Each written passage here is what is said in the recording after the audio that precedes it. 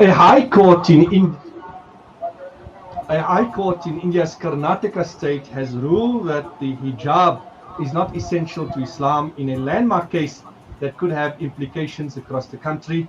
The court also upheld a state government order that has banned headscarves in the classroom. There's obviously been a long and divisive issue that has now continued from January. The Karnataka College decision in January to bar entry to Muslim girls wearing the hijab had sparked the protest. The issue soon snowballed, forcing the state to shut schools and colleges for several days. The matter reached the High Court after some Muslim women protesters filed petitions arguing that the Indian constitution guaranteed them the right to wear the headscarf.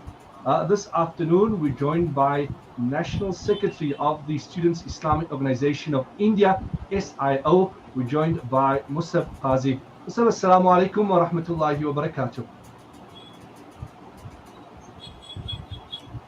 Walaikum assalam rahmatullahi barakatuh. Jazakallah and thanks a lot for having me here. Shukran for joining us this afternoon. We appreciate your time. Could you perhaps begin by bringing us up to speed with some of the latest developments that have really been unfortunate?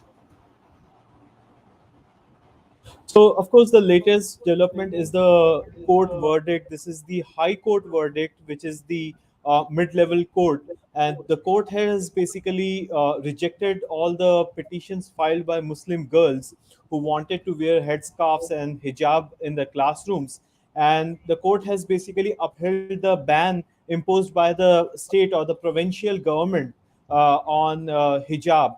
The important thing to note is that the provincial government had singled out hijab, not any other religious symbol, from its list of clothing that were banned in classrooms. So that is the latest update. What did those arguing in terms of in favor of the ban? What was the argument that was made? We understand that there were various verses from the Quran, a 153-page document, all stating towards the fact that hijab is not necessary. Now, this is obviously a false reflection of the religion. Who were those that had compiled this? So basically, the Indian constitution is a secular constitution, but its secularism is not comparable with, let's say, the secularism of Europe, which is based on a negation of religion from public life. The Indian secularism very much recognizes and provides space for all kind of religious practices, and that's why the reason behind this is India is a very diverse, a multi-cultural country, and that's why it recognizes all the religion and religious practices. So even Indian constitution allows people to what is called as freedom of conscience, which is basically the freedom to profess and practice your own religion or your own religious practices, as long as they don't disturb public order, they are not detrimental to public health, or maybe there is some moral limitations to that. Other than that, all kind of religious practices are allowed in public life. So basically, the petitioners, the girls who were barred from wearing hijab, they argued that it's a basically their fundamental right, which is guaranteed by their own constitution. And since the hijab doesn't disturb any public order, it doesn't cause any harm to any other student whatsoever, they should be allowed to wear this hijab. And moreover, they provided verses from Quran, Ahadith, all kind of evidences to show that it's a mandatory religious practice, and that's why they should be allowed to do so.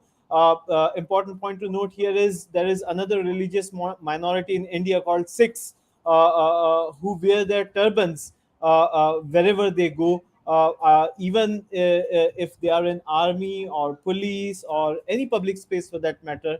So basically, they want court to treat them on those lines. But unfortunately, the court went by what is known as essential religious practices test.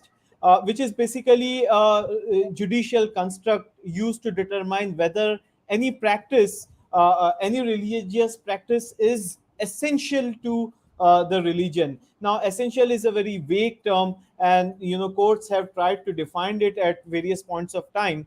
But long story short, the court thinks that as long as something is not basically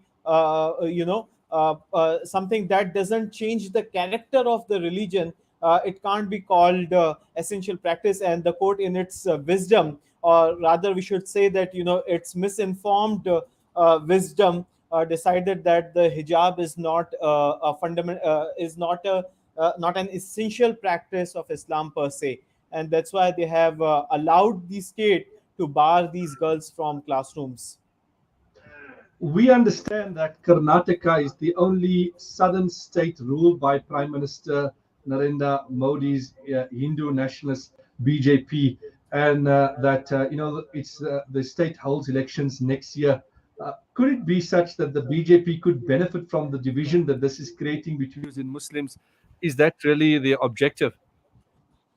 Definitely they will reap or they are eyeing to reap electoral benefits from this issue. But I must point out that the issue is not limited to elections. India has a long history of anti-Muslim discrimination, anti-Muslim violence. There is a whole ecosystem of Hindu supremacists who are led by RSS, which is Rashtriya Swayam Sevak Sangh, which is a kind of a militant Hindu nationalist organization. And in fact, the ruling BJP, Narendra Modi's BJP, is affiliated with RSS. So we cannot limit it just to elections. We can say that it's part of the entire right-wing Hindu supremacist, what we call as Hindutva agenda, to sort of discriminate or show Muslims their places, basically to treat them like second-class citizens in this country. Yes. Now, obviously, it's not going to stop here. What are the steps that Muslims in India can take after this? And is there any hope of getting this ruling to be overturned? Surely. So, as I have pointed out, that High Court is the mid-level court. The highest court in the land is, of course, the Supreme Court. And already, a review petition has been filed in the Supreme Court. The High Court's order has been challenged in the Supreme Court, and we suppose that many more such petitions will be filed in the days to come. And we can hope that this decision will be overturned in Supreme Court. But having said that, this fight must be fought not just in court, but in other realms as well, in the social arena, in the political arena. Because the Hindutva project, as we understand, is not merely a political project. It's a social project where they have, tried to pollute the minds of ordinary Hindus. They have filled their minds with all kind of venomous ideas about Muslims.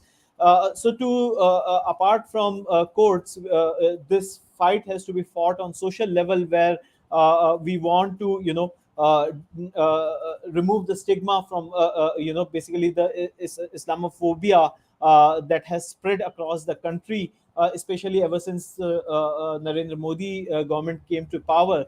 So we will have to increase our outreach among our Hindu brothers. The kind of indoctrination that's been happening in the majoritarian community, that needs to be addressed. And of course, in Muslims in India are not politically very organized. They are not politically very sound, so to say. But of course, it will be a very long-term project to politically organize them and ensure that their rights are protected. Yes, certainly. We'll continue following this. Brother Musab, we appreciate your time. Shukran for chatting to us on Radio Islam. Jazakallah for having me. Assalamu alaikum wa rahmatullahi wa barakatuh.